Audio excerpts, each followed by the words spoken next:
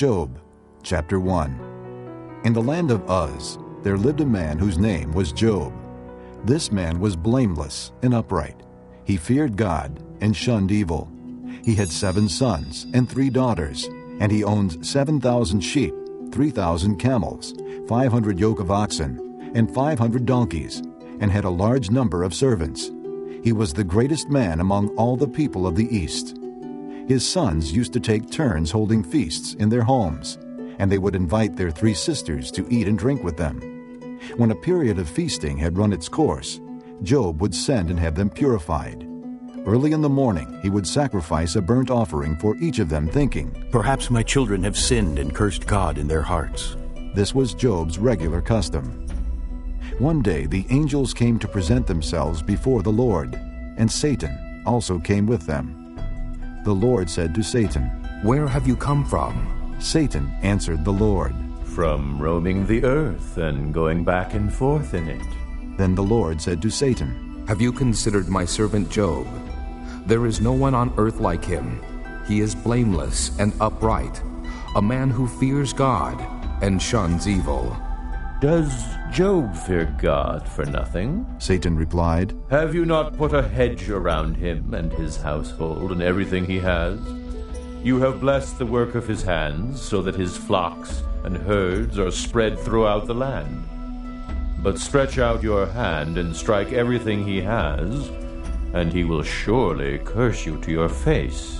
The Lord said to Satan, "Very well, then, everything he has is in your hands, but on the man himself do not lay a finger." Then Satan went out from the presence of the Lord. One day when Job's sons and daughters were feasting and drinking wine at the oldest brother's house, a messenger came to Job and said, "The oxen were plowing and the donkeys were grazing nearby, and the Sabaeans attacked and carried them off. They put the servants to the sword, and I am the only one who has escaped to tell you." While he was still speaking, another messenger came and said, "The fire of God fell from the sky and burned up the sheep and the servants, and I am the only one who has escaped to tell you." While he was still speaking, another messenger came and said, "The Chaldeans formed 3 raiding parties and swept down on your camels and carried them off. They put the servants to the sword, and I am the only one who has escaped to tell you." While he was still speaking, yet another messenger came and said, "Your sons and daughters were feasting and drinking wine at the oldest brother's house, when suddenly a mighty wind swept in from the desert and struck the 4 corners of the house. It collapsed on them, and they are dead, and I am the only one who has escaped to tell you." At this, Job got up and tore his robe and shaved his head. Then he fell to the ground in worship and said, "Naked I came from my mother's womb, and naked I will depart. The Lord gave, and the Lord has taken away. May the name of the Lord be praised." In all this, Job did not sin by charging God with wrongdoing. Chapter 2. On another day, the angels came to present themselves before the Lord, and Satan also came with them to present himself before him. And the Lord said to Satan, "Where have you come from?" Satan answered the Lord, "From roaming through the earth and going back and forth in it." Then the Lord said to Satan, "Have you considered my servant Job? There is no one on earth like him. He is blameless and upright, a man who fears God and shuns evil. And he still maintains his integrity, though you incited me against him to ruin him without any reason." "Skin for skin," Satan replied. "A man will give all he has for his own life. But stretch out your hand and strike his flesh and bones, and he will surely curse you to your face." The Lord said to Satan, "Very well, then, he is in your hands, but you must spare his life." So Satan went out from the presence of the Lord and afflicted Job with painful sores from the soles of his feet to the top of his head. Then Job took a piece of broken pottery and scraped himself with it as he sat among the ashes. His wife said to him, "Are you still holding on to your integrity? Curse God and die." He replied, "You are talking like a foolish woman. Shall we accept good from God and not trouble?" In all this, Job did not sin in what he said. When Job's 3 friends, Eliphaz the Temanite, Bildad the Shuhite, and Zophar the Naamathite, heard about all the troubles that had come upon him, they set out from their homes and met together by agreement to go and sympathize with him and comfort him. When they saw him from a distance, they could hardly recognize him. They began to weep aloud, and they tore their robes and sprinkled dust on their heads. Then they sat on the ground with him for 7 days and 7 nights. No one said a word to him, because they saw how great his suffering was. Chapter 3. After this, Job opened his mouth and cursed the day of his birth. He said, May the day of my birth perish, and the night it was said a boy is born. That day, may it turn to darkness. May God above not care about it. May no light shine upon it. May darkness and deep shadow claim it once more. May a cloud settle over it. May blackness overwhelm its light. That night, may thick darkness seize it.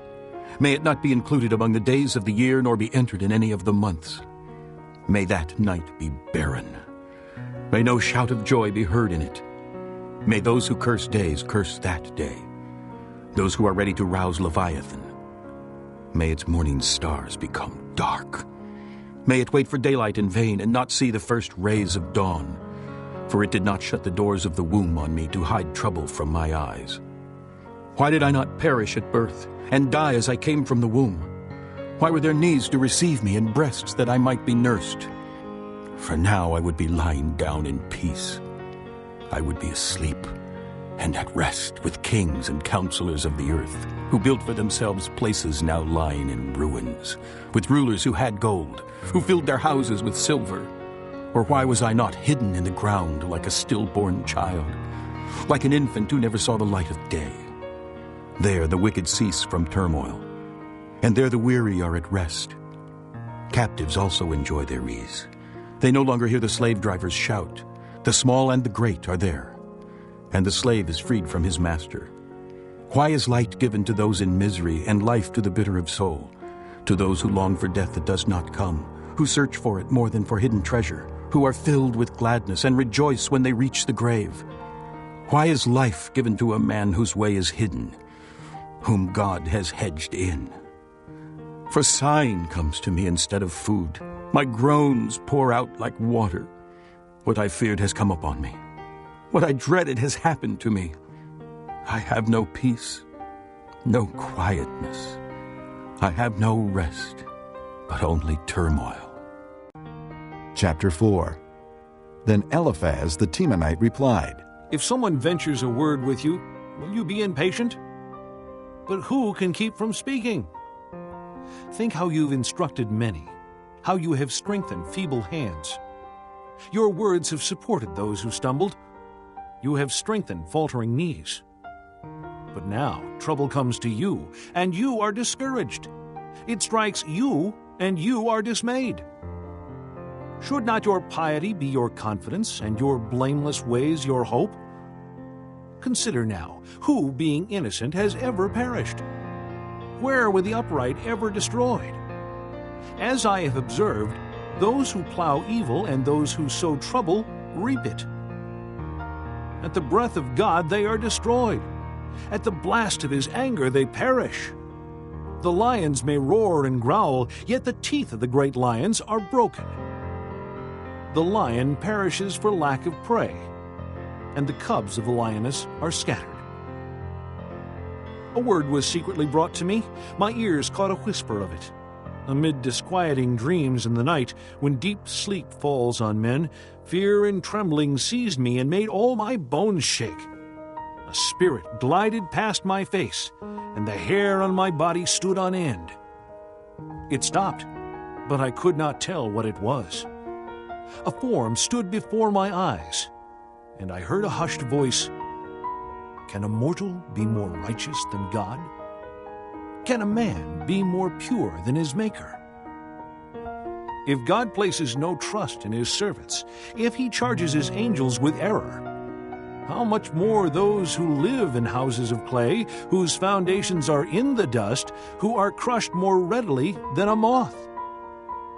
Between dawn and dusk they are broken to pieces. Unnoticed, they perish forever. Are not the cords of their tent pulled up so that they die without wisdom? Chapter 5. Call if you will, but who will answer you? To which of the holy ones will you turn? Resentment kills a fool, and envy slays the simple. I myself have seen a fool taking root, but suddenly his house was cursed. His children are far from safety, crushed in court without a defender. The hungry consume his harvest, taking it even from among thorns, and the thirsty pant after his wealth.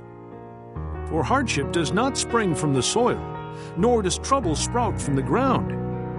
Yet man is born to trouble as surely as sparks fly upward. But if it were I would appeal to God. I would lay my cause before him. He performs wonders that cannot be fathomed, miracles that cannot be counted. He bestows rain on the earth. He sends water upon the countryside. The lowly he sets on high, and those who mourn are lifted to safety. He thwarts the plans of the crafty, so that their hands achieve no success. He catches the wise in their craftiness, and the schemes of the wily are swept away. Darkness comes upon them in the daytime. At noon they grope as in the night. He saves the needy from the sword in their mouth. He saves them from the clutches of the powerful. So the poor have hope, and injustice shuts its mouth. Blessed is the man whom God corrects. So do not despise the discipline of the Almighty. For he wounds, but he also binds up. He injures, but his hands also heal. From 6 calamities he will rescue you. In 7, no harm will befall you. In famine he will ransom you from death, and in battle from the stroke of the sword. You will be protected from the lash of the tongue, and need not fear when destruction comes. You will laugh at destruction and famine, and need not fear the beasts of the earth. For you will have a covenant with the stones of the field, and the wild animals will be at peace with you. You will know that your tent is secure. You will take stock of your property and find nothing missing. You will know that your children will be many, and your descendants like the grass of the earth. You will come to the grave in full vigor, like sheaves gathered in season. We have examined this, and it is true. So hear it, and apply it to yourself. Chapter 6. Then Job replied, If only my anguish could be weighed and all my misery be placed on the scales. It would surely outweigh the sands of the seas. No wonder my words have been impetuous. The arrows of the Almighty are in me. My spirit drinks in their poison. God's terrors are marshaled against me. Does a wild donkey bray when it has grass, or an ox bellow when it has fodder? Is tasteless food eaten without salt, or is there flavor in the white of an egg? I refuse to touch it. Such food makes me ill. Oh, that I might have my request, that God would grant what I hope for, that God would be willing to crush me, to let loose his hand and cut me off. Then I would still have this consolation, my joy in unrelenting pain, that I had not denied the words of the Holy One. What strength do I have that I should still hope? What prospects that I should be patient? Do I have the strength of stone? Is my flesh made of bronze? Do I have any power to help myself now that success has been driven from me? A despairing man should have the devotion of his friends, even though he forsakes the fear of the Almighty. But my brothers are as undependable as intermittent streams, as the streams that overflow when darkened by thawing ice and swollen with melting snow, but that cease to flow in the dry season, and in the heat vanish from their channels. Caravans turn aside from their routes. They go up into the wasteland and perish. The caravans of Tema look for water. The traveling merchants of Sheba look in hope. They are distressed, because they had been confident. They arrived there only to be disappointed. Now you, too, have proved to be of no help. You see something dreadful and are afraid. Have I ever said, "Give something on my behalf. Pay a ransom for me from your wealth. Deliver me from the hand of the enemy. Ransom me from the clutches of the ruthless"? Teach me, and I will be quiet. Show me where I have been wrong. How painful are honest words. But what do your arguments prove? Do you mean to correct what I say and treat the words of a despairing man as wind? You would even cast lots for the fatherless and barter away your friend. But now be so kind as to look at me. Would I lie to your face? Relent. Do not be unjust. Reconsider, for my integrity is at stake. Is there any wickedness on my lips? Can my mouth not discern malice? Chapter 7. Does not man have hard service on earth? Are not his days like those of a hired man? Like a slave longing for the evening shadows, or a hired man waiting eagerly for his wages. So I have been allotted months of futility, and nights of misery have been assigned to me. When I lie down, I think, how long before I get up? The night drags on, and I toss till dawn. My body is clothed with worms and scabs. My skin is broken and festering. My days are swifter than a weaver's shuttle, and they come to an end without hope. Remember, O God, that my life is but a breath. My eyes will never see happiness again. The eye that now sees me will see me no longer. You will look for me, but I will be no more. As a cloud vanishes and is gone, so he who goes down to the grave does not return. He will never come to his house again. His place will know him no more. Therefore I will not keep silent. I will speak out in the anguish of my spirit. I will complain in the bitterness of my soul. Am I the sea or the monster of the deep that you put me under guard? When I think my bed will comfort me and my couch will ease my complaint, even then you frighten me with dreams and terrify me with visions, so that I prefer strangling and death rather than this body of mine. I despise my life. I would not live forever. Let me alone. My days have no meaning. What is man that you make so much of him, that you give him so much attention, that you examine him every morning and test him every moment? Will you never look away from me, or let me alone even for an instant? If I have sinned, what have I done to you, O watcher of men? Why have you made me your target? Have I become a burden to you? Why do you not pardon my offenses and forgive my sins? For I will soon lie down in the dust. You will search for me, but I will be no more. Chapter 8. Then Bildad the Shuhite replied, How long will you say such things? Your words are a blustering wind. Does God pervert justice? Does the Almighty pervert what is right? When your children sinned against him, he gave them over to the penalty of their sin. But if you will look to God and plead with the Almighty, if you are pure and upright, even now he will rouse himself on your behalf and restore you to your rightful place. Your beginnings will seem humble, so prosperous will your future be. Ask the former generations and find out what their fathers learned. For we were born only yesterday and know nothing, and our days on earth are but a shadow. Will they not instruct you and tell you? Will they not bring forth words from their understanding? Can papyrus grow tall where there is no marsh? Can reeds thrive without water? While still growing and uncut, they wither more quickly than grass. Such is the destiny of all who forget God. So perishes the hope of the godless. What he trusts in is fragile. What he relies on is a spider's web. He leans on his web, but it gives way. He clings to it, but it does not hold. He is like a well-watered plant in the sunshine, spreading its shoots over the garden. It entwines its roots around a pile of rocks and looks for a place among the stones. But when it is torn from its spot, that place disowns it and says, I never saw you. Surely its life withers away, and from the soil other plants grow. Surely God does not reject a blameless man, or strengthen the hands of evildoers. He will yet fill your mouth with laughter, and your lips with shouts of joy. Your enemies will be clothed in shame, and the tents of the wicked will be no more. Chapter 9. Then Job replied, Indeed, I know that this is true. But how can a mortal be righteous before God? Though one wished to dispute with him, he could not answer him 1 time out of 1,000. His wisdom is profound, his power is vast. Who has resisted him and come out unscathed? He moves mountains without their knowing it. He overturns them in his anger. He shakes the earth from its place and makes its pillars tremble. He speaks to the sun, and it does not shine. He seals off the light of the stars. He alone stretches out the heavens and treads on the waves of the sea.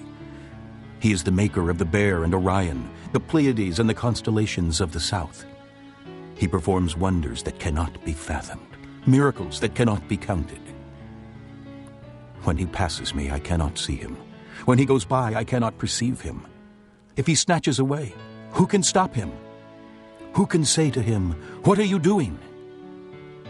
God does not restrain his anger. Even the cohorts of Rahab cowered at his feet. How then can I dispute with him? How can I find words to argue with him? Though I were innocent, I could not answer him. I could only plead with my judge for mercy. Even if I summoned him and he responded, I do not believe he would give me a hearing. He would crush me with a storm and multiply my wounds for no reason. He would not let me regain my breath, but would overwhelm me with misery. If it is a matter of strength, he is mighty. If it is a matter of justice, who will summon him? Even if I were innocent, my mouth would condemn me. If I were blameless, it would pronounce me guilty. Although I am blameless, I have no concern for myself. I despise my own life. It is all the same. That is why I say, he destroys both the blameless and the wicked. When a scourge brings sudden death, he mocks the despair of the innocent. When a land falls into the hands of the wicked, he blindfolds its judges. If it is not he, then who is it? My days are swifter than a runner. They fly away without a glimpse of joy. They skim past like boats of papyrus, like eagles swooping down on their prey. If I say, I will forget my complaint, I will change my expression and smile, I still dread all my sufferings, for I know you will not hold me innocent. Since I am already found guilty, why should I struggle in vain? Even if I washed myself with soap and my hands with washing soda, you would plunge me into a slime pit so that even my clothes would detest me. He is not a man like me that I might answer him, that we might confront each other in court. If only there were someone to arbitrate between us, to lay his hand upon us both. Someone to remove God's rod from me, so that his terror would frighten me no more. Then I would speak up without fear of him. But as it now stands with me, I cannot. Chapter 10. I loathe my very life. Therefore I will give free rein to my complaint and speak out in the bitterness of my soul. I will say to God, do not condemn me, but tell me what charges you have against me. Does it please you to oppress me, to spurn the work of your hands while you smile on the schemes of the wicked? Do you have eyes of flesh? Do you see as a mortal sees? Are your days like those of a mortal, or your years like those of a man, that you must search out my faults and probe after my sin? Though you know that I am not guilty, and that no one can rescue me from your hand. Your hands shaped me and made me. Will you now turn and destroy me? Remember that you molded me like clay. Will you now turn me to dust again? Did you not pour me out like milk and curdle me like cheese? Clothe me with skin and flesh and knit me together with bones and sinews. You gave me life and showed me kindness, and in your providence watched over my spirit. But this is what you concealed in your heart, and I know that this was in your mind.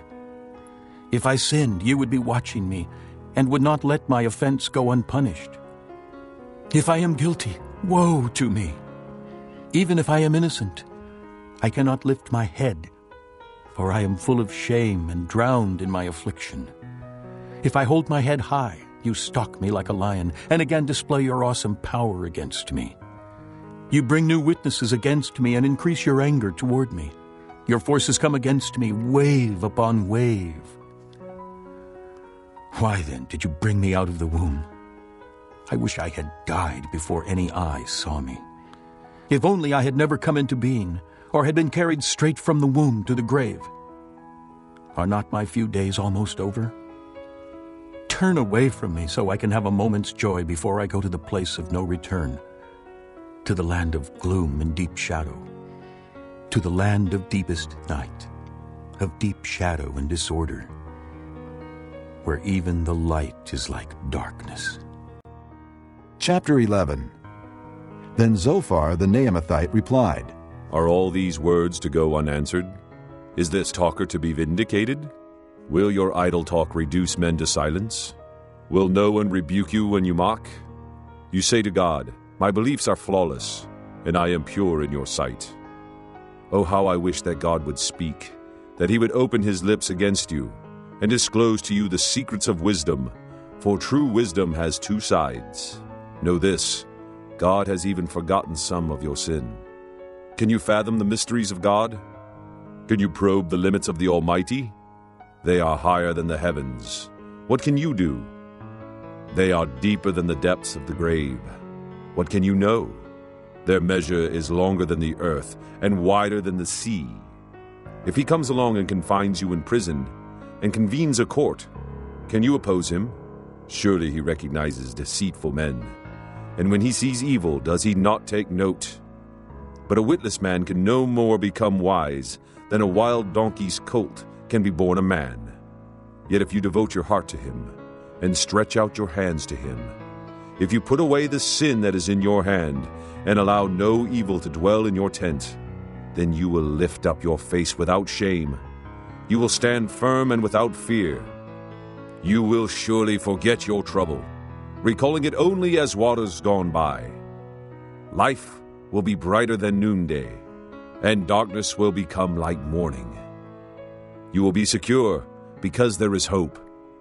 You will look about you and take your rest in safety.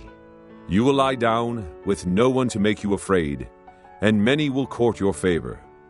But the eyes of the wicked will fail, and escape will elude them. Their hope will become a dying gasp. Chapter 12. Then Job replied, Doubtless you are the people, and wisdom will die with you. But I have a mind as well as you. I am not inferior to you.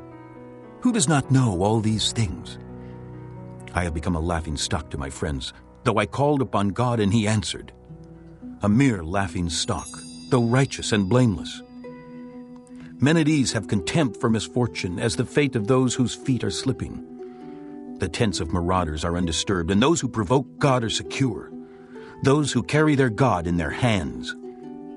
But ask the animals, and they will teach you. Or the birds of the air, and they will tell you. Or speak to the earth, and it will teach you. Or let the fish of the sea inform you. Which of these does not know that the hand of the Lord has done this? In his hand is the life of every creature, and the breath of all mankind.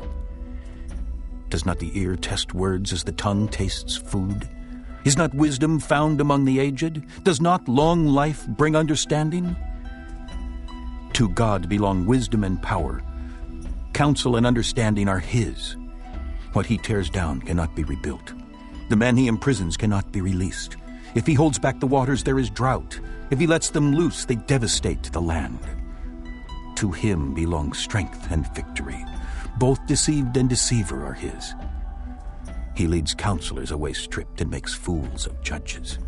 He takes off the shackles put on by kings and ties a loincloth around their waist. He leads priests away stripped and overthrows men long established. He silences the lips of trusted advisers and takes away the discernment of elders. He pours contempt on nobles and disarms the mighty. He reveals the deep things of darkness and brings deep shadows into the light. He makes nations great and destroys them. He enlarges nations and disperses them. He deprives the leaders of the earth of their reason. He sends them wandering through a trackless waste. They grope in darkness with no light. He makes them stagger like drunkards. Chapter 13. My eyes have seen all this. My ears have heard and understood it. What you know, I also know. I am not inferior to you. But I desire to speak to the Almighty and to argue my case with God. You, however, smear me with lies. You are worthless physicians, all of you. If only you would be altogether silent. For you, that would be wisdom. Hear now my argument. Listen to the pleas of my lips. Will you speak wickedly on God's behalf? Will you speak deceitfully for him? Will you show him partiality? Will you argue the case for God? Would it turn out well if he examined you? Could you deceive him as you might deceive men? He would surely rebuke you if you secretly showed partiality. Would not his splendor terrify you? Would not the dread of him fall on you? Your maxims are proverbs of ashes. Your defenses are defenses of clay. Keep silent, and let me speak. Then let come to me what may. Why do I put myself in this jeopardy and take my life in my hands? Though he slay me, yet will I hope in him. I will surely defend my ways to his face. Indeed, this will turn out for my deliverance, for no godless man would dare come before him. Listen carefully to my words. Let your ears take in what I say. Now that I have prepared my case, I know I will be vindicated. Can anyone bring charges against me? If so, I will be silent and die. Only grant me these two things, O God, and then I will not hide from you. Withdraw your hand far from me, and stop frightening me with your terrors. Then summon me, and I will answer. Or let me speak, and you reply. How many wrongs and sins have I committed? Show me my offense and my sin. Why do you hide your face and consider me your enemy? Will you torment a wind-blown leaf? Will you chase after dry chaff? For you write down bitter things against me and make me inherit the sins of my youth. You fasten my feet in shackles. You keep close watch on all my paths by putting marks on the soles of my feet. So man wastes away like something rotten, like a garment eaten by moths. Chapter 14. Man born of woman is of few days and full of trouble. He springs up like a flower and withers away. Like a fleeting shadow, he does not endure. Do you fix your eye on such a one? Will you bring him before you for judgment? Who can bring what is pure from the impure? No one. Man's days are determined. You have decreed the number of his months. You have set limits he cannot exceed. So look away from him, and let him alone, till he has put in his time like a hired man. At least there is hope for a tree. If it is cut down, it will sprout again, and its new shoots will not fail. Its roots may grow old in the ground, and its stump die in the soil. Yet at the scent of water it will bud, and put forth shoots like a plant. But man dies and is laid low. He breathes his last, and is no more. As water disappears from the sea, or a riverbed becomes parched and dry, so man lies down and does not rise. Till the heavens are no more, men will not awake or be roused from their sleep. If only you would hide me in the grave and conceal me till your anger has passed. If only you would set me a time and then remember me. If a man dies, will he live again? All the days of my hard service I will wait for my renewal to come.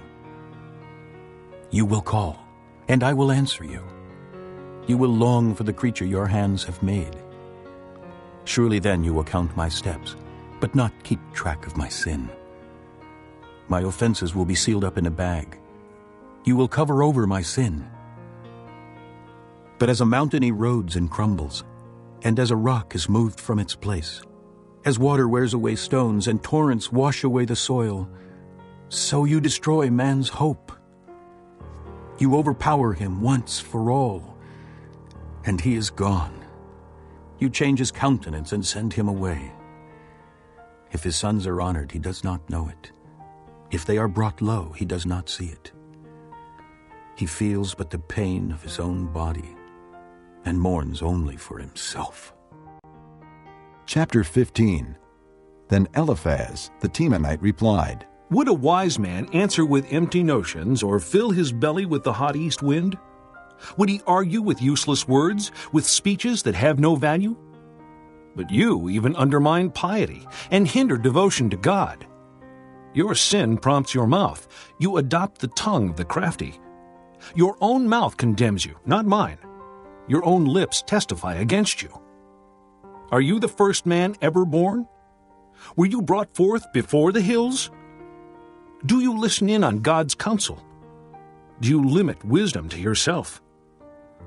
What do you know that we do not know? What insights do you have that we do not have? The gray-haired and the aged are on our side, men even older than your father. Are God's consolations not enough for you, words spoken gently to you? Why has your heart carried you away? And why do your eyes flash, so that you vent your rage against God and pour out such words from your mouth? What is man that he could be pure, or one born of woman that he could be righteous? If God places no trust in his holy ones, if even the heavens are not pure in his eyes, how much less man, who is vile and corrupt, who drinks up evil like water? Listen to me, and I will explain to you. Let me tell you what I have seen, what wise men have declared, hiding nothing received from their fathers, to whom alone the land was given when no alien passed among them. All his days the wicked man suffers torment, the ruthless through all the years stored up for him. Terrifying sounds fill his ears. When all seems well, marauders attack him. He despairs of escaping the darkness. He is marked for the sword. He wanders about, food for vultures. He knows the day of darkness is at hand. Distress and anguish fill him with terror. They overwhelm him like a king poised to attack, because he shakes his fist at God and vaunts himself against the Almighty, defiantly charging against him with a thick, strong shield. Though his face is covered with fat and his waist bulges with flesh, he will inhabit ruined towns and houses where no one lives, houses crumbling to rubble. He will no longer be rich, and his wealth will not endure, nor will his possessions spread over the land. He will not escape the darkness. A flame will wither his shoots, and the breath of God's mouth will carry him away. Let him not deceive himself by trusting what is worthless, for he will get nothing in return. Before his time he will be paid in full, and his branches will not flourish. He will be like a vine stripped of its unripe grapes, like an olive tree shedding its blossoms. For the company of the godless will be barren, and fire will consume the tents of those who love bribes. They conceive trouble and give birth to evil. Their womb fashions deceit. Chapter 16. Then Job replied, I have heard many things like these. Miserable comforters are you all. Will your long-winded speeches never end? What ails you that you keep on arguing? I also could speak like you, if you were in my place. I could make fine speeches against you and shake my head at you. But my mouth would encourage you. Comfort from my lips would bring you relief.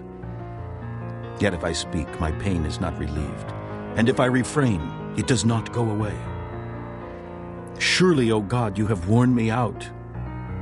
You have devastated my entire household. You have bound me, and it has become a witness. My gauntness rises up and testifies against me. God assails me and tears me in his anger and gnashes his teeth at me. My opponent fastens on me his piercing eyes. Men open their mouths to jeer at me. They strike my cheek in scorn and unite together against me. God has turned me over to evil men and thrown me into the clutches of the wicked.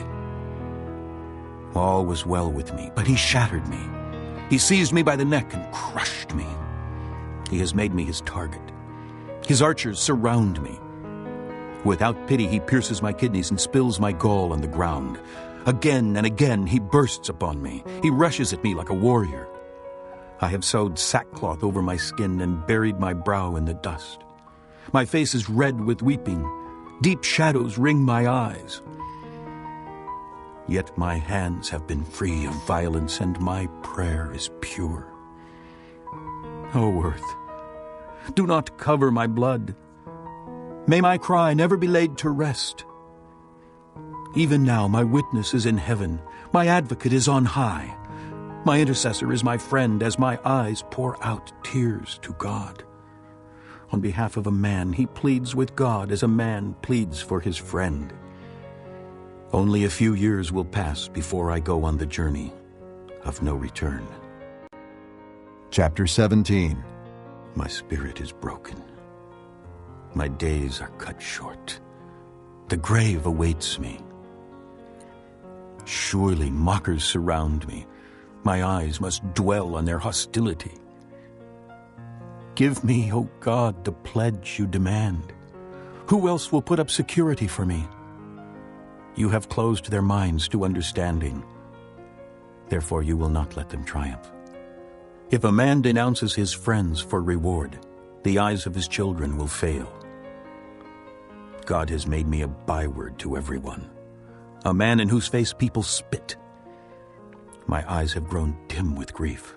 My whole frame is but a shadow. Upright men are appalled at this. The innocent are aroused against the ungodly. Nevertheless, the righteous will hold to their ways, and those with clean hands will grow stronger. But come on, all of you, try again. I will not find a wise man among you. My days have passed, my plans are shattered, and so are the desires of my heart. These men turn night into day. In the face of darkness they say, light is near. If the only home I hope for is the grave, if I spread out my bed in darkness, if I say to corruption, you are my father, and to the worm, my mother or my sister, where then is my hope? Who can see any hope for me? Will it go down to the gates of death? Will we descend together into the dust? Chapter 18. Then Bildad the Shuhite replied, When will you end these speeches? Be sensible, and then we can talk. Why are we regarded as cattle, and considered stupid in your sight? You who tear yourself to pieces in your anger, is the earth to be abandoned for your sake? Or must the rocks be moved from their place? The lamp of the wicked is snuffed out. The flame of his fire stops burning. The light in his tent becomes dark. The lamp beside him goes out. The vigor of his step is weakened. His own schemes throw him down. His feet thrust him into a net, and he wanders into its mesh. A trap seizes him by the heel. A snare holds him fast. A noose is hidden for him on the ground. A trap lies in his path. Calamity is hungry for him. Disaster is ready for him when he falls. It eats away parts of his skin. Death's firstborn devours his limbs. He is torn from the security of his tent and marched off to the king of terrors. Fire resides in his tent. Burning sulfur is scattered over his dwelling. His roots dry up below, and his branches wither above. The memory of him perishes from the earth. He has no name in the land. He is driven from light into darkness, and is banished from the world. He has no offspring or descendants among his people, no survivor where once he lived. Men of the West are appalled at his fate. Men of the East are seized with horror. Surely such is the dwelling of an evil man. Such is the place of one who knows not God. Chapter 19. Then Job replied, How long will you torment me and crush me with words? 10 times now you have reproached me. Shamelessly you attack me. If it is true that I have gone astray, my error remains my concern alone. If indeed you would exalt yourselves above me and use my humiliation against me, then know that God has wronged me and drawn his net around me. Though I cry, I have been wronged, I get no response. Though I call for help, there is no justice. He has blocked my way so I cannot pass. He has shrouded my paths in darkness. He has stripped me of my honor and removed the crown from my head. He tears me down on every side till I am gone. He uproots my hope like a tree. His anger burns against me. He counts me among his enemies. His troops advance in force. They build a siege ramp against me and encamp around my tent. He has alienated my brothers from me. My acquaintances are completely estranged from me. My kinsmen have gone away. My friends have forgotten me. My guests and my maidservants count me a stranger. They look upon me as an alien. I summon my servant, but he does not answer, though I beg him with my own mouth. My breath is offensive to my wife. I am loathsome to my own brothers. Even the little boys scorn me. When I appear, they ridicule me. All my intimate friends detest me. Those I love have turned against me. I am nothing but skin and bones. I have escaped with only the skin of my teeth. Have pity on me, my friends. Have pity, for the hand of God has struck me. Why do you pursue me as God does? Will you never get enough of my flesh?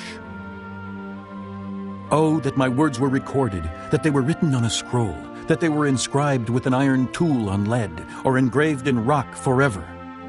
I know that my Redeemer lives, and that in the end he will stand upon the earth.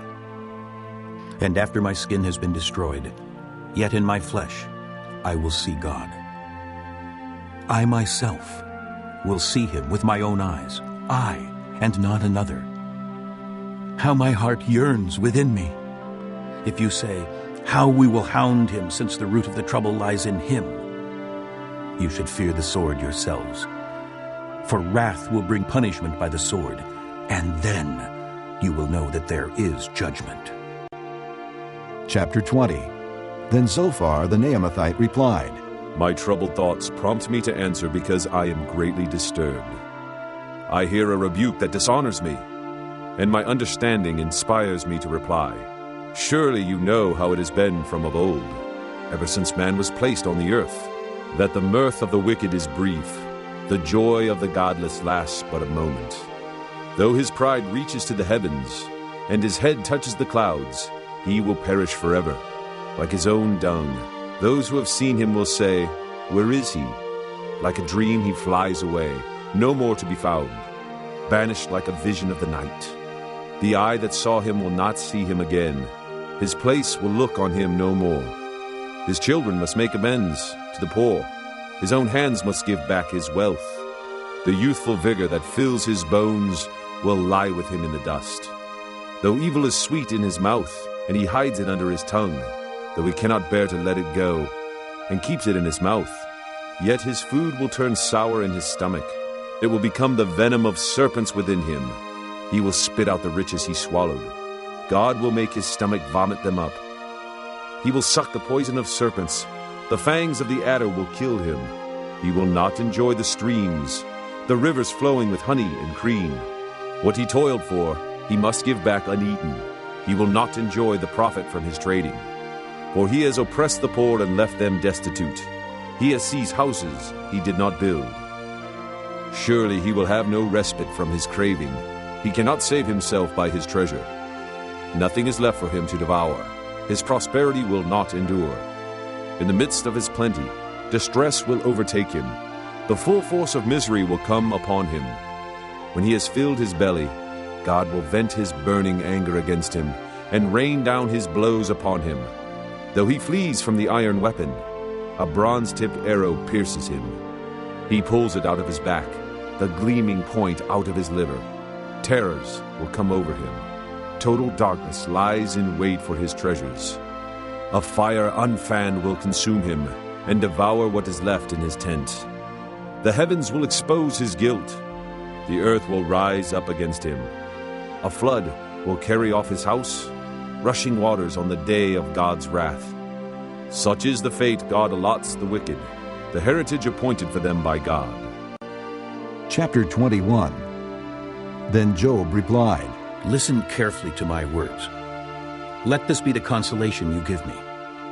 Bear with me while I speak, and after I have spoken, mock on. Is my complaint directed to man? Why should I not be impatient? Look at me and be astonished. Clap your hand over your mouth. When I think about this, I am terrified. Trembling seizes my body. Why do the wicked live on, growing old and increasing in power? They see their children established around them, their offspring before their eyes. Their homes are safe and free from fear. The rod of God is not upon them. Their bulls never fail to breed. Their cows calve and do not miscarry. They send forth their children as a flock. Their little ones dance about. They sing to the music of tambourine and harp. They make merry to the sound of the flute. They spend their years in prosperity and go down to the grave in peace. Yet they say to God, "Leave us alone. We have no desire to know your ways. Who is the Almighty that we should serve him? What would we gain by praying to him?" But their prosperity is not in their own hands. So I stand aloof from the counsel of the wicked. Yet how often is the lamp of the wicked snuffed out? How often does calamity come upon them, the fate God allots in his anger? How often are they like straw before the wind, like chaff swept away by a gale? It is said, God stores up a man's punishment for his sons. Let him repay the man himself, so that he will know it. Let his own eyes see his destruction. Let him drink of the wrath of the Almighty. For what does he care about the family he leaves behind when his allotted months come to an end? Can anyone teach knowledge to God, since he judges even the highest? One man dies in full vigor, completely secure and at ease, his body well-nourished, his bones rich with marrow.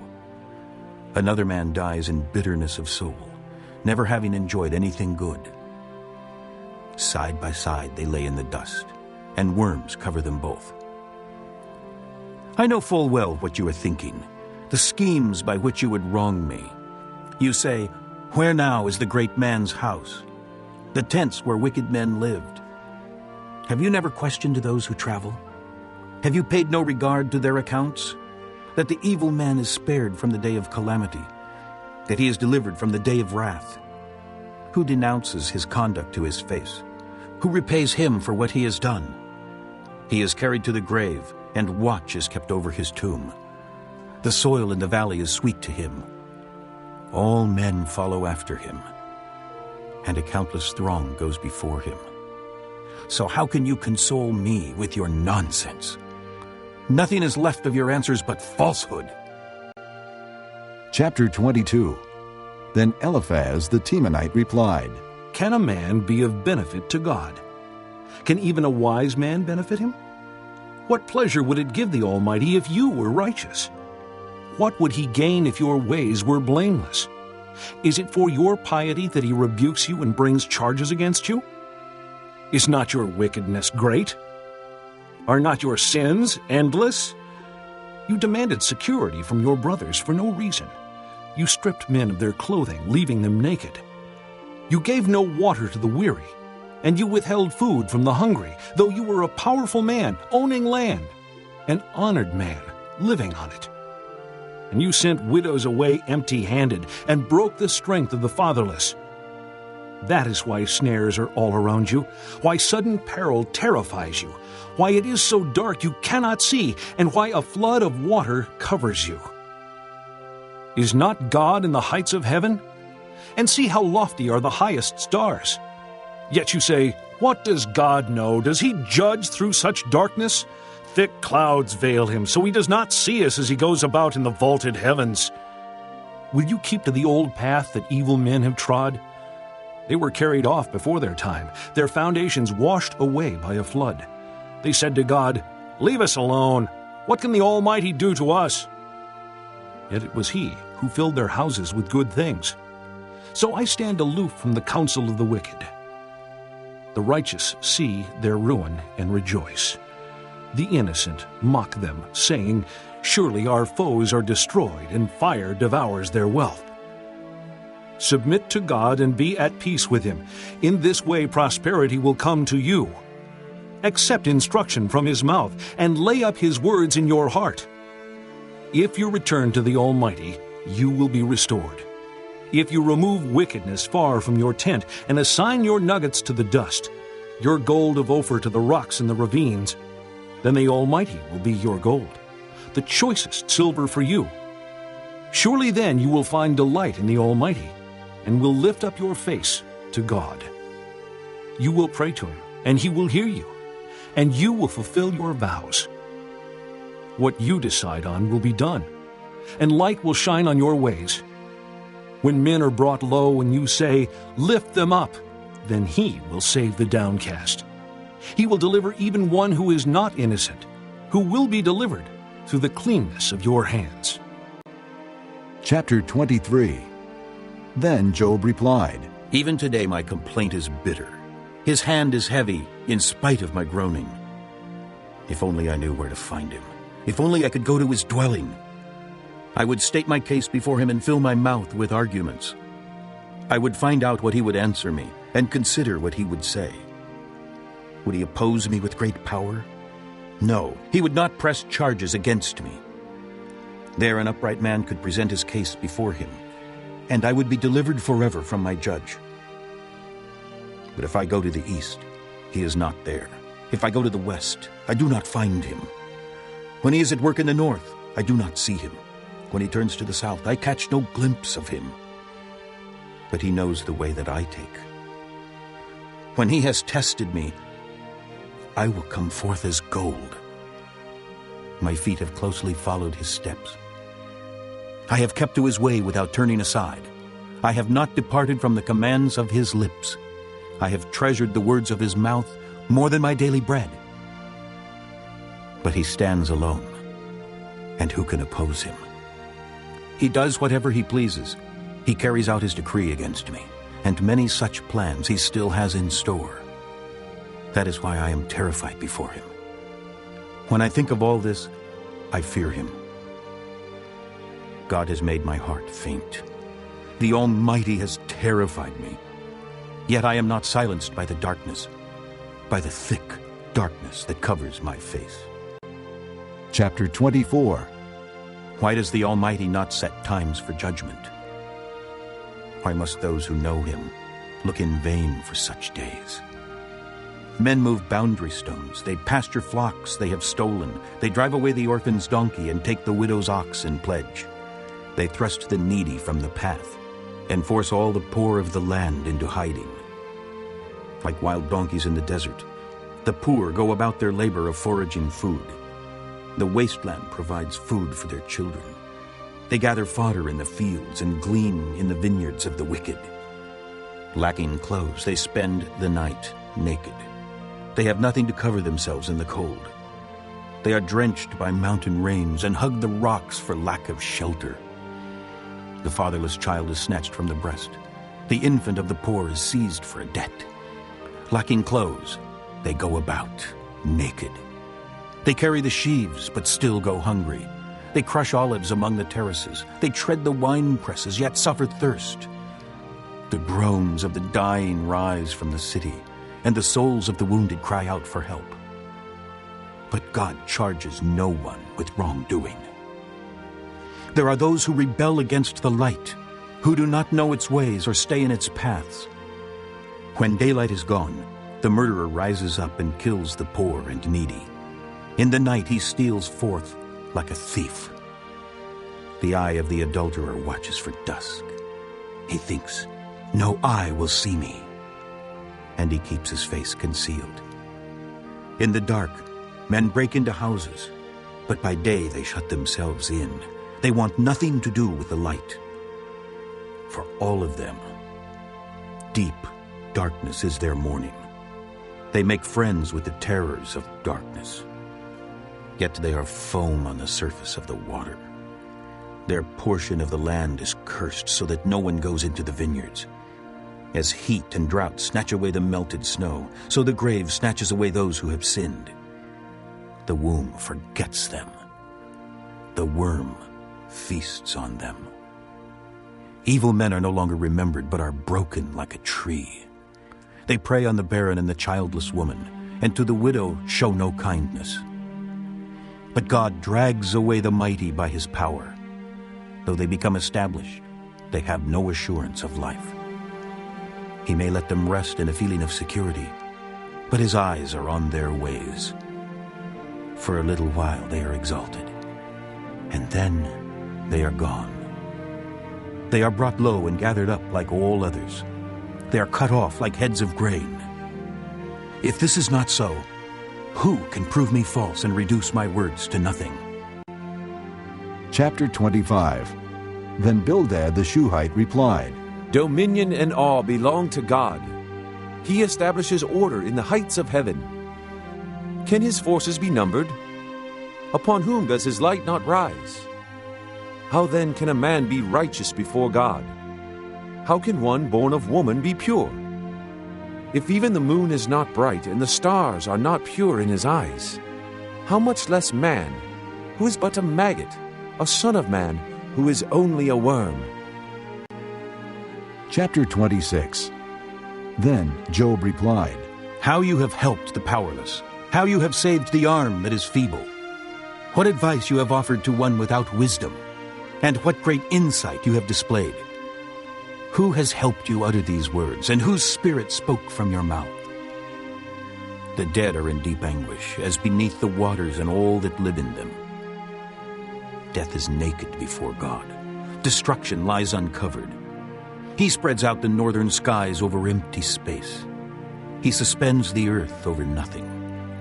He wraps up the waters in his clouds, yet the clouds do not burst under their weight. He covers the face of the full moon, spreading his clouds over it. He marks out the horizon on the face of the waters for a boundary between light and darkness. The pillars of the heavens quake, aghast at his rebuke. By his power he churned up the sea. By his wisdom he cut Rahab to pieces. By his breath the skies became fair. His hand pierced the gliding serpent. And these are but the outer fringes of his works. How faint the whisper we hear of him. Who then can understand the thunder of his power? Chapter 27. And Job continued his discourse. As surely as God lives, who has denied me justice, the Almighty, who has made me taste the bitterness of soul, as long as I have life within me, the breath of God in my nostrils, my lips will not speak wickedness, and my tongue will utter no deceit. I will never admit you are in the right. Till I die, I will not deny my integrity. I will maintain my righteousness and never let go of it. My conscience will not reproach me as long as I live. May my enemies be like the wicked, my adversaries like the unjust. For what hope has the godless when he is cut off, when God takes away his life? Does God listen to his cry when distress comes upon him? Will he find delight in the Almighty? Will he call upon God at all times? I will teach you about the power of God. The ways of the Almighty I will not conceal. You have all seen this yourselves. Why then this meaningless talk? Here is the fate God allots to the wicked, the heritage a ruthless man receives from the Almighty. However many his children, their fate is the sword. His offspring will never have enough to eat. The plague will bury those who survive him, and their widows will not weep for them. Though he heaps up silver like dust and clothes like piles of clay, what he lays up the righteous will wear, and the innocent will divide his silver. The house he builds is like a moth's cocoon, like a hut made by a watchman. He lies down wealthy, but will do so no more. When he opens his eyes, all is gone. Terrors overtake him like a flood. A tempest snatches him away in the night. The east wind carries him off, and he is gone. It sweeps him out of his place. It hurls itself against him without mercy as he flees headlong from its power. It claps its hands in derision and hisses him out of his place. Chapter 28. There is a mine for silver in a place where gold is refined. Iron is taken from the earth, and copper is smelted from ore. Man puts an end to the darkness. He searches the farthest recesses for ore in the blackest darkness. Far from where people dwell, he cuts a shaft in places forgotten by the foot of man. Far from men he dangles and sways. The earth, from which food comes, is transformed below as by fire. Sapphires come from its rocks, and its dust contains nuggets of gold. No bird of prey knows that hidden path. No falcon's eye has seen it. Proud beasts do not set foot on it, and no lion prowls there. Man's hand assaults the flinty rock and lays bare the roots of the mountains. He tunnels through the rock.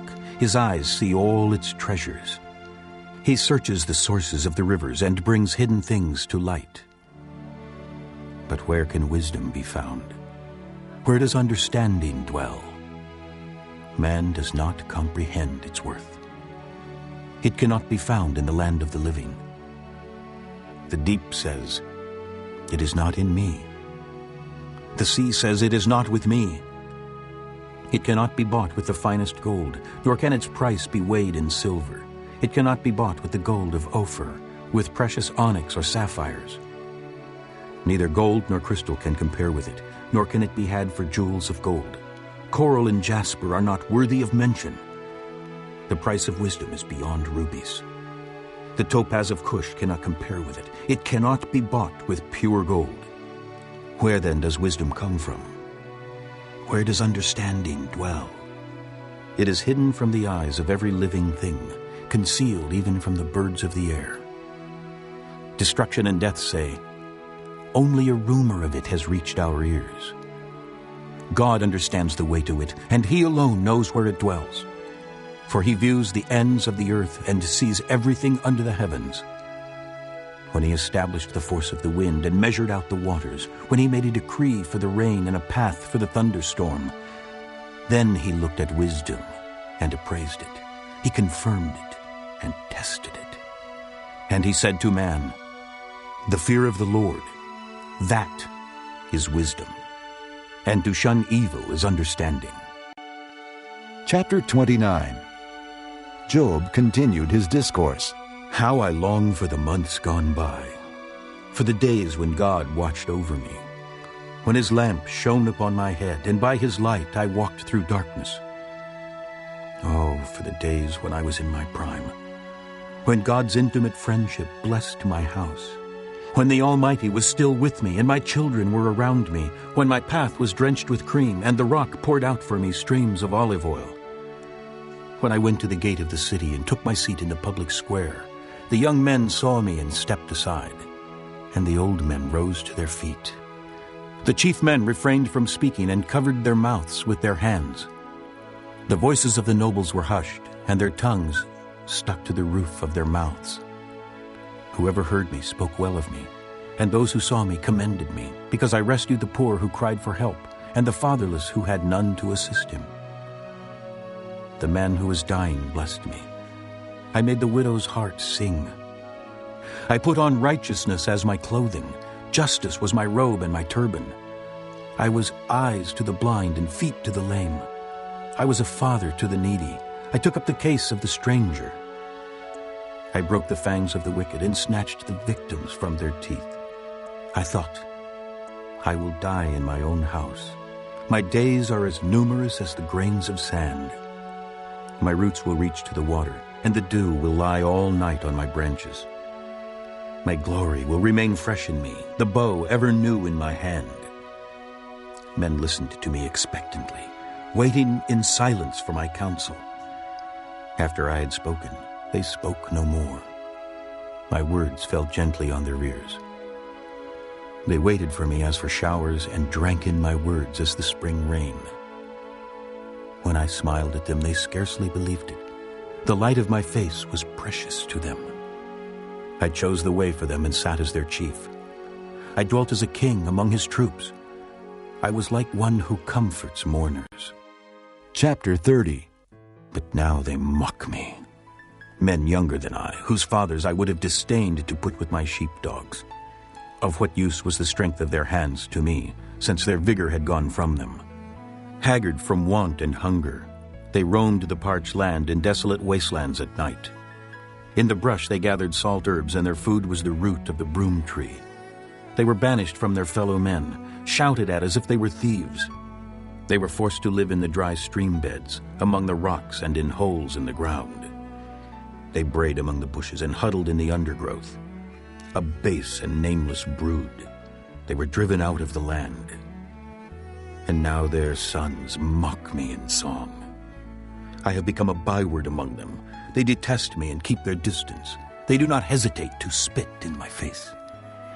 Now that God has unstrung my bow and afflicted me, they throw off restraint in my presence. On my right the tribe attacks. They lay snares for my feet. They build their siege ramps against me. They break up my road. They succeed in destroying me without anyone's helping them. They advance us through a gaping breach. Amid the ruins they come rolling in. Terrors overwhelm me. My dignity is driven away as by the wind. My safety vanishes like a cloud.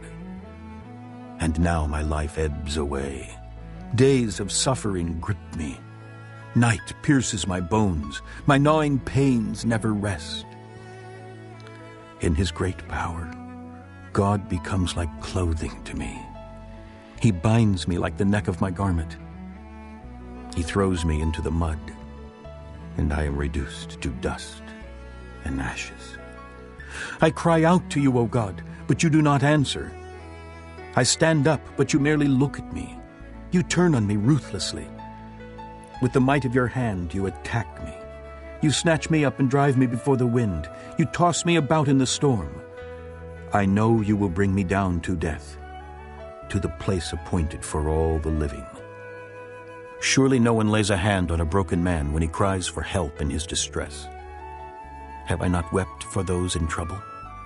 Has not my soul grieved for the poor? Yet when I hoped for good, evil came. When I looked for light, then came darkness. The churning inside me never stops. Days of suffering confront me. I go about blackened, but not by the sun. I stand up in the assembly and cry for help. I have become a brother of jackals, a companion of owls. My skin grows black and peels. My body burns with fever. My harp is tuned to mourning, and my flute to the sound of wailing. Chapter 31. I made a covenant with my eyes not to look lustfully at a girl. For what is man's lot from God above, his heritage from the Almighty on high? Is it not ruin for the wicked, disaster for those who do wrong? Does he not see my ways and count my every step? If I have walked in falsehood, or my foot has hurried after deceit, let God weigh me in honest scales, and he will know that I am blameless. If my steps have turned from the path, if my heart has been led by my eyes, or if my hands have been defiled, then may others eat what I have sown, and may my crops be uprooted. If my heart has been enticed by a woman, or if I have lurked at my neighbor's door, then may my wife grind another man's grain, and may other men sleep with her. For that would have been shameful, a sin to be judged.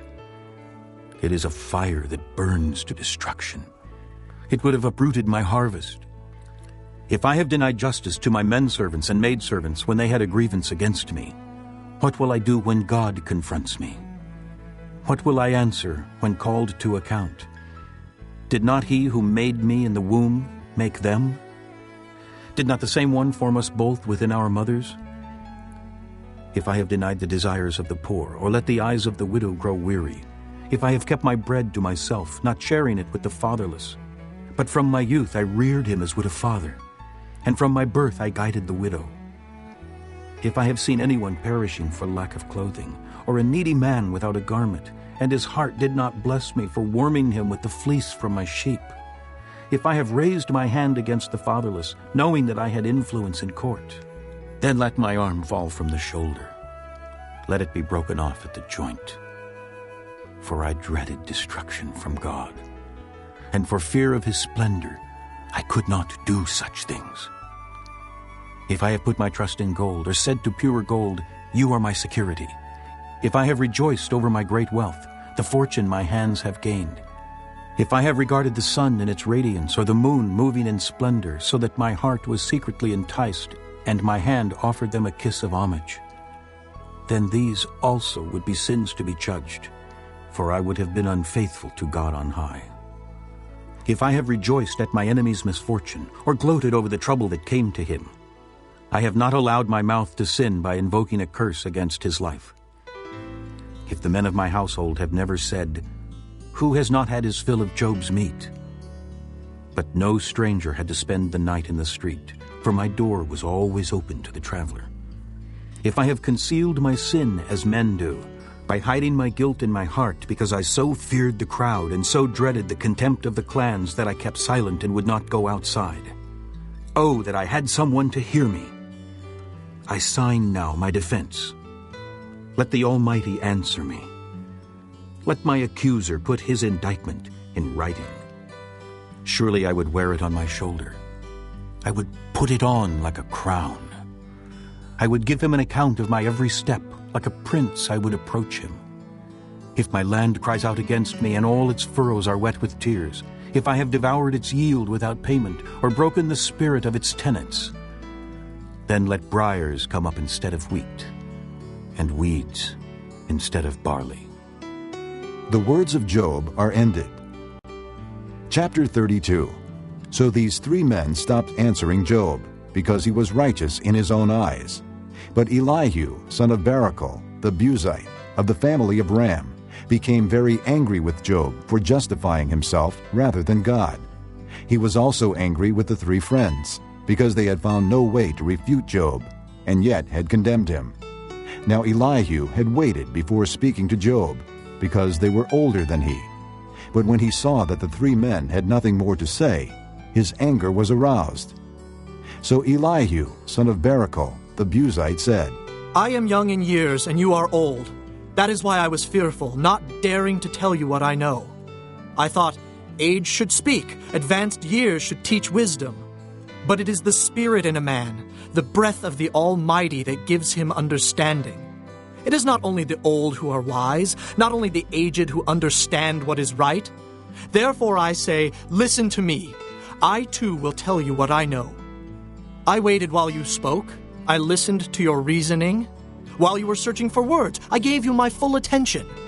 But not one of you has proved Job wrong. None of you has answered his arguments. Do not say, we have found wisdom. Let God refute him, not man. But Job has not marshaled his words against me, and I will not answer him with your arguments. They are dismayed and have no more to say. Words have failed them. Must I wait now that they are silent, now that they stand there with no reply? I too will have my say. I too will tell what I know.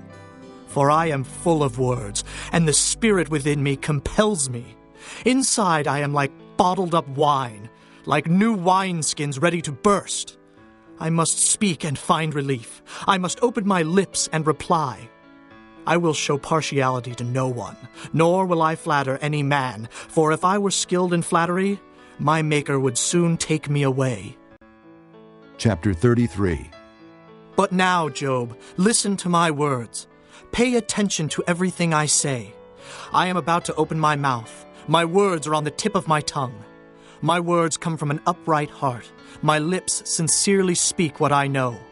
The Spirit of God has made me. The breath of the Almighty gives me life. Answer me then if you can. Prepare yourself and confront me. I am just like you before God. I too have been taken from clay. No fear of me should alarm you, nor should my hand be heavy upon you. But you have said in my hearing, I heard the very words, I am pure and without sin. I am clean and free from guilt. Yet God has found fault with me. He considers me his enemy. He fastens my feet in shackles. He keeps close watch on all my paths. But I tell you, in this you are not right, for God is greater than man. Why do you complain to him that he answers none of man's words? For God does speak, now one way, now another, though man may not perceive it.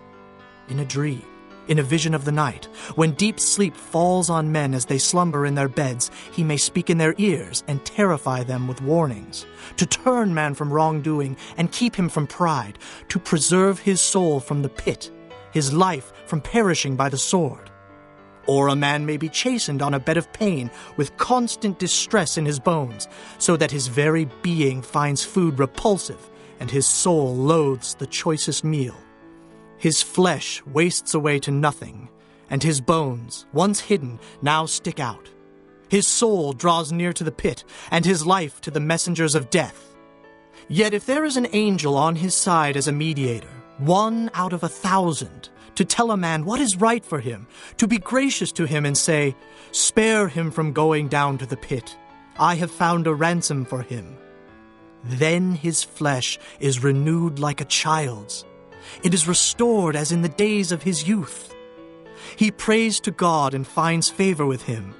He sees God's face and shouts for joy. He is restored by God to his righteous state. Then he comes to men and says, I sinned and perverted what was right, but I did not get what I deserved. He redeemed my soul from going down to the pit, and I will live to enjoy the light. God does all these things to a man, twice, even 3 times, to turn back his soul from the pit, that the light of life may shine on him. Pay attention, Job, and listen to me. Be silent, and I will speak. If you have anything to say, answer me. Speak up, for I want you to be cleared. But if not, then listen to me. Be silent, and I will teach you wisdom. Chapter 34. Then Elihu said, Hear my words, you wise men. Listen to me, you men of learning. For the ear tests words as the tongue tastes food. Let us discern for ourselves what is right. Let us learn together what is good. Job says, I am innocent, but God denies me justice. Although I am right, I am considered a liar. Although I am guiltless, his arrow inflicts an incurable wound. What man is like Job, who drinks scorn like water? He keeps company with evildoers. He associates with wicked men, for he says, It profits a man nothing when he tries to please God. So listen to me, you men of understanding. Far be it from God to do evil, from the Almighty to do wrong. He repays a man for what he has done. He brings upon him what his conduct deserves. It is unthinkable that God would do wrong, that the Almighty would pervert justice. Who appointed him over the earth? Who put him in charge of the whole world? If it were his intention and he withdrew his spirit and breath, all mankind would perish together and man would return to the dust. If you have understanding, hear this. Listen to what I say. Can he who hates justice govern? Will you condemn the just and mighty one? Is he not the one who says to kings, You are worthless, and to nobles, You are wicked? Who shows no partiality to princes and does not favor the rich over the poor, for they are all the work of his hands? They die in an instant, in the middle of the night. The people are shaken and they pass away. The mighty are removed without human hand. His eyes are on the ways of men. He sees their every step. There is no dark place, no deep shadow where evildoers can hide. God has no need to examine men further, that they should come before him for judgment. Without inquiry, he shatters the mighty and sets up others in their place. Because he takes note of their deeds, he overthrows them in the night, and they are crushed. He punishes them for their wickedness, where everyone can see them, because they turned from following him and had no regard for any of his ways. They caused the cry of the poor to come before him, so that he heard the cry of the needy. But if he remains silent, who can condemn him? If he hides his face, who can see him? Yet he is over man and nation alike, to keep a godless man from ruling, from laying snares for the people. Suppose a man says to God, I am guilty but will offend no more. Teach me what I cannot see. If I have done wrong, I will not do so again. Should God then reward you on your terms when you refuse to repent? You must decide, not I. So tell me what you know. Men of understanding declare, wise men who hear me say to me, Job speaks without knowledge. His words lack insight. Oh, that Job might be tested to the utmost for answering like a wicked man. To this sin he adds rebellion. Scornfully he claps his hands among us and multiplies his words against God. Chapter 35. Then Elihu said, Do you think this is just? You say, I will be cleared by God.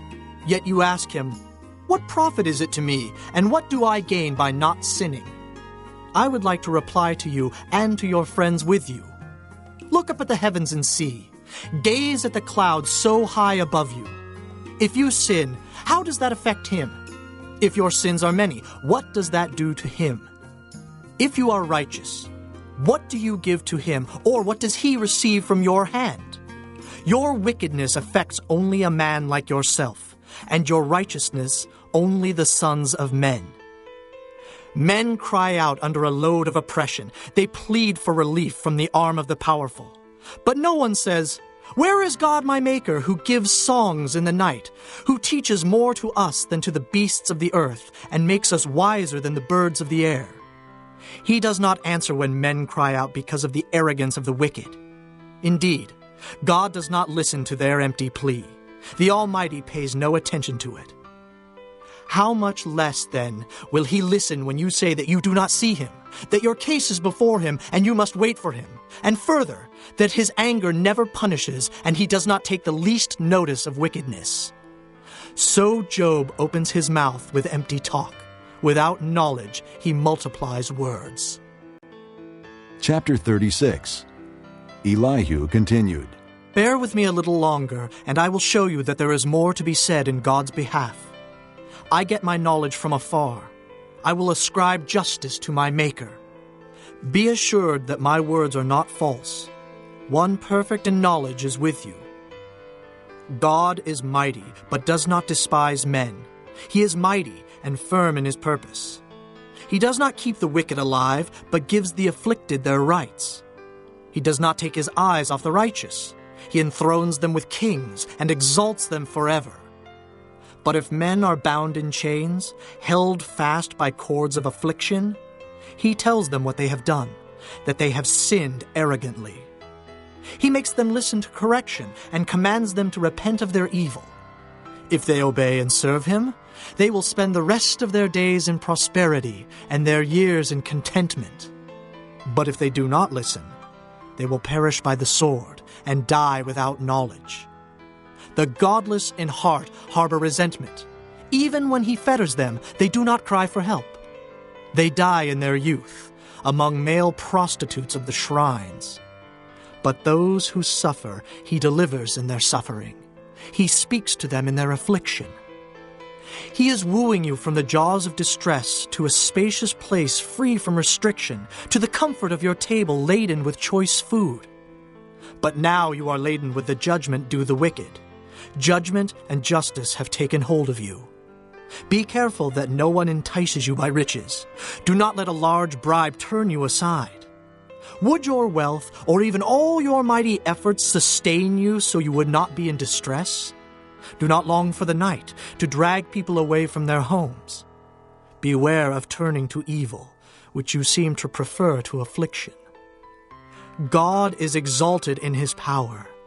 Who is a teacher like Him? Who has prescribed His ways for him, or said to him, "You have done wrong"? Remember to extol His work, which men have praised in song. All mankind has seen it. Men gaze on it from afar. How great is God, beyond our understanding! The number of His years is past finding out. He draws up the drops of water which distill as rain to the streams. The clouds pour down their moisture, and abundant showers fall on mankind. Who can understand how He spreads out the clouds, how He thunders from His pavilion? See how He scatters His lightning about Him, bathing the depths of the sea. This is the way He governs the nations and provides food in abundance. He fills His hands with lightning and commands it to strike its mark. His thunder announces the coming storm. Even the cattle make known its approach. Chapter 37. At this my heart pounds and leaps from its place. Listen. Listen to the roar of His voice, to the rumbling that comes from His mouth. He unleashes His lightning beneath the whole heaven and sends it to the ends of the earth. After that comes the sound of His roar. He thunders with His majestic voice. When His voice resounds, He holds nothing back. God's voice thunders in marvelous ways. He does great things beyond our understanding. He says to the snow, "Fall on the earth," and to the rain shower, "Be a mighty downpour," so that all men He has made may know His work. He stops every man from his labor. The animals take cover. They remain in their dens. The tempest comes out from its chamber, the cold from the driving winds. The breath of God produces ice, and the broad waters become frozen. He loads the clouds with moisture. He scatters his lightning through them. At his direction, they swirl around over the face of the whole earth to do whatever he commands them. He brings the clouds to punish men, or to water his earth and show his love. Listen to this, Job. Stop and consider God's wonders. Do you know how God controls the clouds and makes his lightning flash? Do you know how the clouds hang poised, those wonders of him who is perfect in knowledge? You who swelter in your clothes when the land lies hushed under the south wind, can you join him in spreading out the skies, hard as a mirror of cast bronze? Tell us what we should say to him. We cannot draw up our case because of our darkness. Should he be told that I want to speak? Would any man ask to be swallowed up? Now no one can look at the sun, bright as it is in the skies after the wind has swept them clean. Out of the north he comes in golden splendor. God comes in awesome majesty. The Almighty is beyond our reach and exalted in power. In his justice and great righteousness he does not oppress. Therefore, men revere him. For does he not have regard for all the wise in heart? Chapter 38. Then the Lord answered Job out of the storm. He said, Who is this that darkens my counsel with words without knowledge? Brace yourself like a man. I will question you, and you shall answer me. Where were you when I laid the earth's foundation? Tell me if you understand. Who marked off its dimensions? Surely you know. Who stretched a measuring line across it? On what were its footings set? Or who laid its cornerstone? While the morning stars sang together, and all the angels shouted for joy. Who shut up the sea behind doors when it burst forth from the womb? When I made the clouds its garment, and wrapped it in thick darkness, when I fixed limits for it, and set its doors and bars in place, when I said, This far you may come, and no farther. Here is where your proud waves halt. Have you ever given orders to the morning, or shown the dawn its place, that it might take the earth by the edges, and shake the wicked out of it? The earth takes shape like clay under a seal. Its features stand out like those of a garment. The wicked are denied their light, and their upraised arm is broken. Have you journeyed to the springs of the sea, or walked in the recesses of the deep? Have the gates of death been shown to you? Have you seen the gates of the shadow of death? Have you comprehended the vast expanses of the earth? Tell me if you know all this. What is the way to the abode of light, and where does darkness reside? Can you take them to their places? Do you know the paths to their dwellings? Surely you know, for you were already born. You have lived so many years. Have you entered the storehouses of the snow, or seen the storehouses of the hail, which I reserve for times of trouble, for days of war and battle? What is the way to the place where the lightning is dispersed, or the place where the east winds are scattered over the earth? Who cuts a channel for the torrents of rain, and a path for the thunderstorm, to water a land where no man lives, a desert with no one in it, to satisfy a desolate wasteland, and make it sprout with grass? Does the rain have a father? Who fathers the drops of dew? From whose womb comes the ice? Who gives birth to the frost from the heavens, when the waters become hard as stone, when the surface of the deep is frozen? Can you bind the beautiful Pleiades? Can you loose the cords of Orion? Can you bring forth the constellations in their seasons, or lead out the bear with its cubs? Do you know the laws of the heavens? Can you set up God's dominion over the earth? Can you raise your voice to the clouds, and cover yourself with a flood of water? Do you send the lightning bolts on their way? Do they report to you, Here we are? Who endowed the heart with wisdom, or gave understanding to the mind? Who has the wisdom to count the clouds? Who can tip over the water jars of the heavens when the dust becomes hard and the clods of earth stick together? Do you hunt the prey for the lioness, and satisfy the hunger of the lions when they crouch in their dens or lie in wait in a thicket? Who provides food for the raven when its young cry out to God and wander about for lack of food? Chapter 39. Do you know when the mountain goats give birth? Do you watch when the doe bears her fawn? Do you count the months till they bear? Do you know the time they give birth? They crouch down and bring forth their young. Their labor pains are ended. Their young thrive and grow strong in the wilds. They leave and do not return. Who let the wild donkey go free? Who untied his ropes? I gave him the wasteland as his home, the salt flats as his habitat. He laughs at the commotion in the town. He does not hear a driver's shout. He ranges the hills for his pasture and searches for any green thing. Will the wild ox consent to serve you? Will he stay by your manger at night? Can you hold him to the furrow with a harness? Will he till the valleys behind you? Will you rely on him for his great strength? Will you leave your heavy work to him? Can you trust him to bring in your grain and gather it to your threshing floor? The wings of the ostrich flap joyfully, but they cannot compare with the pinions and feathers of the stork. She lays her eggs on the ground and lets them warm in the sand, unmindful that a foot may crush them, that some wild animal may trample them. She treats her young harshly, as if they were not hers. She cares not that her labor was in vain, for God did not endow her with wisdom or give her a share of good sense. Yet, when she spreads her feathers to run, she laughs at horse and rider. Do you give the horse his strength, or clothe his neck with a flowing mane? Do you make him leap like a locust, striking terror with his proud snorting? He paws fiercely, rejoicing in his strength, and charges into the fray. He laughs at fear, afraid of nothing. He does not shy away from the sword. The quiver rattles against his side, along with the flashing spear and lance. In frenzied excitement, he eats up the ground. He cannot stand still when the trumpet sounds. At the blast of the trumpet he snorts, aha! He catches the scent of battle from afar, the shout of commanders and the battle cry. Does the hawk take flight by your wisdom and spread his wings toward the south? Does the eagle soar at your command and build his nest on high? He dwells on a cliff and stays there at night. A rocky crag is his stronghold. From there he seeks out his food.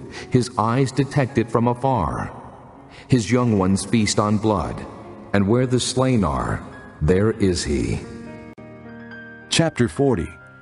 The Lord said to Job, Will the one who contends with the Almighty correct him? Let him who accuses God answer him. Then Job answered the Lord, I am unworthy. How can I reply to you?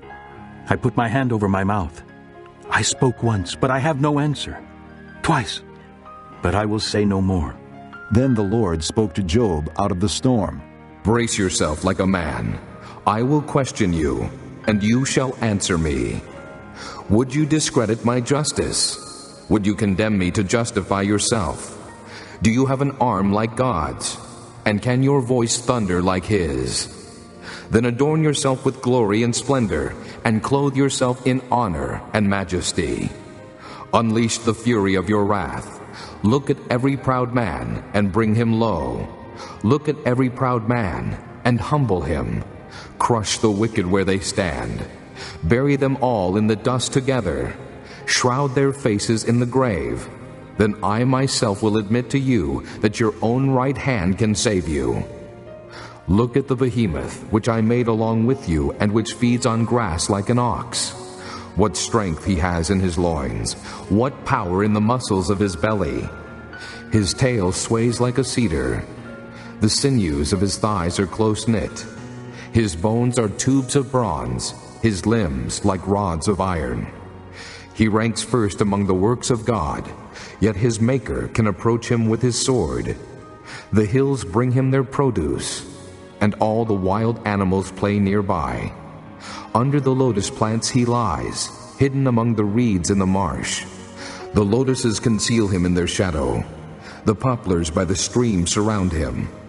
When the river rages, he is not alarmed. He is secure, though the Jordan should surge against his mouth. Can anyone capture him by the eyes, or trap him? and pierce his nose. Chapter 41. Can you pull in the Leviathan with a fishhook, or tie down his tongue with a rope? Can you put a cord through his nose, or pierce his jaw with a hook? Will he keep begging you for mercy? Will he speak to you with gentle words? Will he make an agreement with you for you to take him as your slave for life? Can you make a pet of him like a bird, or put him on a leash for your girls? Will traders barter for him? Will they divide him up among the merchants? Can you fill his hide with harpoons, or his head with fishing spears? If you lay a hand on him, you will remember the struggle and never do it again. Any hope of subduing him is false. The mere sight of him is overpowering. No one is fierce enough to rouse him. Who then is able to stand against me? Who has a claim against me that I must pay? Everything under heaven belongs to me. I will not fail to speak of his limbs, his strength, and his graceful form. Who can strip off his outer coat? Who would approach him with a bridle? Who dares open the doors of his mouth, ringed about with his fearsome teeth? His back has rows of shields, tightly sealed together. Each is so close to the next that no air can pass between. They are joined fast to one another. They cling together and cannot be parted. His snorting throws out flashes of light. His eyes are like the rays of dawn. Firebrands stream from his mouth. Sparks of fire shoot out. Smoke pours from his nostrils as from a boiling pot over a fire of reeds. His breath sets coals ablaze, and flames dart from his mouth. Strength resides in his neck. Dismay goes before him. The folds of his flesh are tightly joined. They are firm and immovable.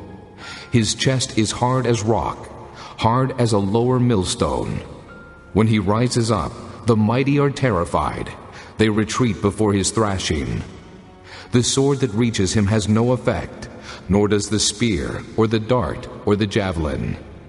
Iron he treats like straw, and bronze like rotten wood. Arrows do not make him flee. Sling stones are like chaff to him. A club seems to him but a piece of straw. He laughs at the rattling of the lance. His undersides are jagged potsherds, leaving a trail in the mud like a threshing sledge. He makes the depths churn like a boiling cauldron, and stirs up the sea like a pot of ointment. Behind him he leaves a glistening wake. One would think the deep had white hair. Nothing on earth is his equal, a creature without fear. He looks down on all that are haughty. He is king over all that are proud. Chapter 42. Then Job replied to the Lord, I know that you can do all things. No plan of yours can be thwarted.